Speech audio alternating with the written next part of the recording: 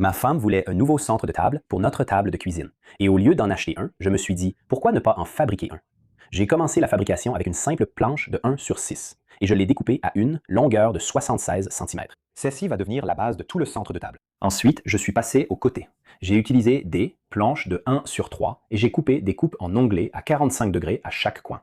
Vous pourriez certainement simplifier cela et utiliser simplement des coupes droites, mais je voulais que ces coins s'assemblent proprement, sans aucune extrémité rugueuse visible. Une fois que j'avais tout découpé, j'ai ajouté de la colle à bois, puis j'ai fixé les côtés à la base avec quelques clous de finition. Et une chose que j'ai apprise au fil des années, ne faites jamais l'impasse sur la colle. Les clous de finition sont parfaits pour tout maintenir en place pendant que la colle sèche, mais c'est vraiment la colle qui donne la solidité. Une fois que les 4 côtés étaient fixés, j'avais en gros une boîte en bois à l'envers. Maintenant, je pouvais commencer à ajouter quelques détails. Pour la moulure du dessus, j'ai utilisé des planches de 1/2. J'ai fait des coupes en onglets au coin, comme je l'avais fait pour les côtés, puis j'ai collé et cloué ces pièces en place tout autour du dessus. Avec tout le travail du bois terminé, il était temps de poncer. J'ai commencé avec du papier de verre grinçant pour tout lisser, puis je suis monté jusqu'à du grain 20. Une fois toute la poussière nettoyée, c'était le moment de ma partie préférée, ajouter un peu de couleur. J'ai choisi une teinture couleur noyer qui a vraiment fait ressortir le veinage du bois et a donné à l'ensemble une apparence finale beaucoup plus chaleureuse. Après avoir laissé la teinture sécher complètement, j'ai appliqué une couche de polyuréthane.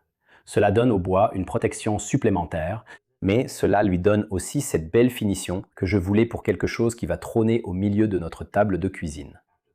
Une fois le polyuréthane sec, j'ai percé un petit trou à travers la base, juste assez grand pour faire passer mes lumières LED.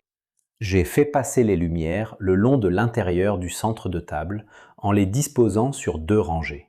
Il m'en restait un peu, alors je l'ai coupé juste au niveau du repère indiqué sur le ruban. Et ensuite est venue la partie qui a vraiment donné tout son sens au projet. J'ai recouvert les lumières avec ces galets décoratifs transparents effet glace.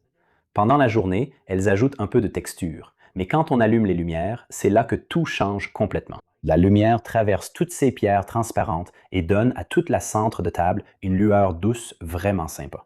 Et comme les LED sont contrôlés par une télécommande, on peut changer la couleur selon la saison, la fête ou simplement l'ambiance qu'on veut créer. Et voilà, j'aime vraiment le résultat. Ça rend super bien sur notre table de cuisine, mais on pourrait facilement en faire un pour la table basse. Ce projet de week-end commence dans mon magasin de bricolage local.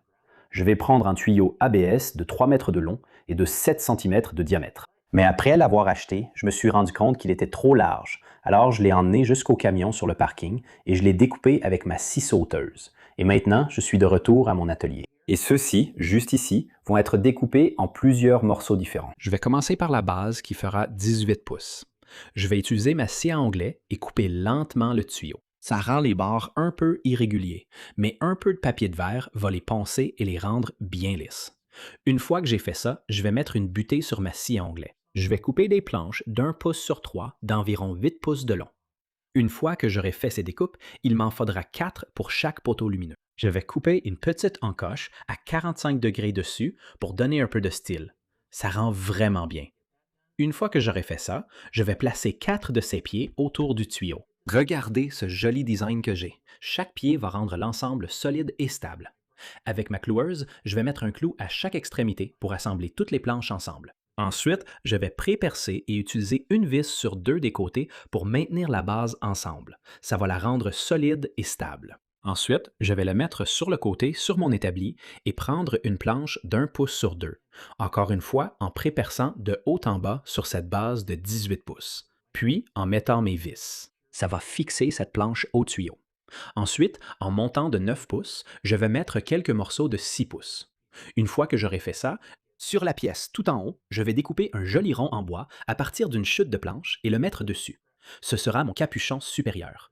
Une fois que ce sera sec, je vais le sortir dehors et lui donner une belle couche de peinture noire. Je vais pulvériser non seulement le bois, mais aussi le tuyau pour lui donner un bel éclat. Je vais laisser sécher ça pendant quelques heures. Et ensuite, je vais prendre ces lumières LED à piles. Je commence par le boîtier en bas où se trouvent les piles. J'enlève le ruban adhésif. Je vais commencer à installer les LED de haut en bas à l'intérieur du bois en passant par les tuyaux. Maintenant, comme cette bande LED est assez longue, je peux monter jusqu'en haut et redescendre pour ajouter un peu plus de lumière. Ensuite, prenez du revêtement de plateau ou de tiroir. Je vais couper celui-ci en deux parce qu'il fait 20 pouces de large. Je n'ai besoin que de 10 pouces. Je vais utiliser un pistolet à colle chaude pour mettre de la colle chaude sur les côtés du tuyau. Puis je vais remonter le revêtement de plateau par-dessus et commencer à le fixer en le faisant progressivement, en le découpant pour qu'il s'adapte. Je vais continuer comme ça jusqu'à faire le tour de tous les tubes. C'est une excellente alternative au plexiglas qui est un peu trop rigide pour faire ce cercle serré. Une fois que j'ai mis toute la colle chaude et que j'ai tout enroulé, regardez ça. Il est temps de les rentrer et de les allumer. Et regardez-moi ça. Incroyable! Avec du tuyau ABS que vous pouvez acheter dans votre quincaillerie locale et du revêtement de tiroir. J'adore le fait qu'il puisse changer de couleur et que vous puissiez utiliser une télécommande.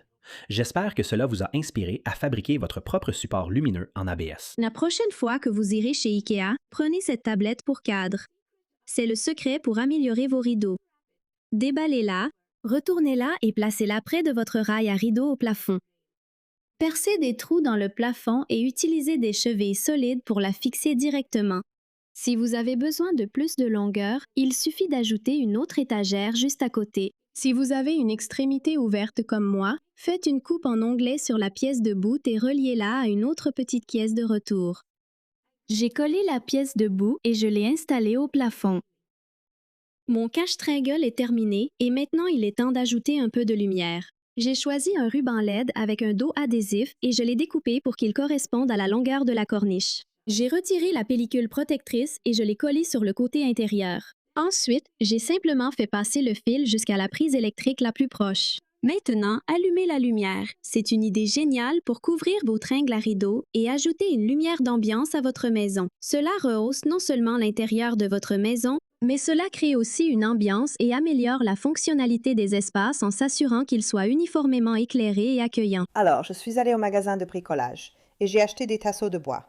Quand je suis rentrée à l'appartement, j'ai mesuré mon mur et j'ai découpé le bois à la bonne taille. J'ai teinté le bois. C'était vraiment facile avec des gants et un chiffon, et j'adorais la couleur foncée. J'ai laissé les morceaux sécher, puis j'étais prête à commencer. Je me suis assurée que la première pièce était bien d'aplomb. J'ai récemment appris que ce qui est vertical est d'aplomb, tandis que ce qui est horizontal est de niveau. J'ai vérifié que la première pièce était d'aplomb, puis j'ai utilisé un pistolet à clous pour la fixer au mur. Une fois que j'avais mis la première pièce en place, j'ai utilisé une autre pièce comme entretoise, puis j'ai fixé la suivante. Utiliser la latte comme entretoise a rendu le travail rapide et facile. J'ai fixé toutes mes planches verticales en place. J'ai finalement utilisé 13 pièces pour le mur, mais vous pouvez évidemment en ajouter autant ou aussi peu que nécessaire pour votre espace. Beaucoup de murs à latte s'arrêtent en haut du mur, mais j'en avais vu quelques-uns qui se prolongeaient au plafond et j'aimais beaucoup leur apparence. J'ai fixé les pièces au plafond. Je les ai placées bord à bord, mais on pourrait tout à fait les couper en onglets pour une finition plus homogène si on le souhaite. J'ai aussi découpé les lattes pour ne pas obstruer la prise. J'ai laissé un peu d'espace pour m'assurer que le bois ne gênerait pas si je devais brancher quelque chose de volumineux. Le mur à latte avait déjà fière allure, mais je voulais le rendre plus original en ajoutant de la lumière. J'ai utilisé des bandes lumineuses LED avec une télécommande. Celles-ci étaient vraiment faciles à utiliser car elles ont une face adhésive et pouvaient être collées directement sur le bois. J'ai retiré le film protecteur et je les ai collés le long du mur ainsi que sur les parties du plafond. J'ai choisi de disposer les lumières en lignes alternées, mais bien sûr, n'importe quel motif peut être utilisé selon les préférences personnelles. Allumer le tout pour la première fois était vraiment excitant. Les lumières changent de couleur avec la télécommande et ma couleur préférée était le bleu froid. J'ai ajouté quelques autres éléments à la pièce, notamment des étagères de couleurs assorties, des rideaux et un lit. J'adore l'originalité que les lattés et les lumières apportent à la pièce. J'espère que cela vous a inspiré à créer votre propre mur d'accent avec des lattes. Merci d'avoir regardé Home Talk et à la prochaine fois.